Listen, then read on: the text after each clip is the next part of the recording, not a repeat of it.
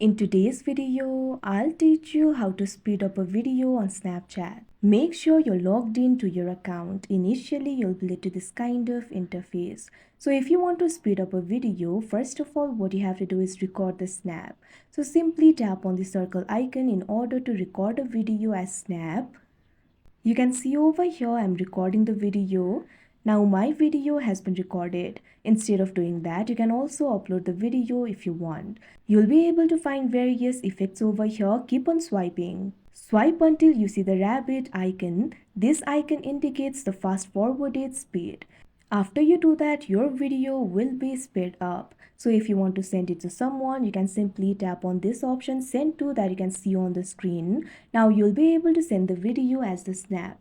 Or you can also download it. For that, tap on the save option that you can see at the bottom left corner of your screen.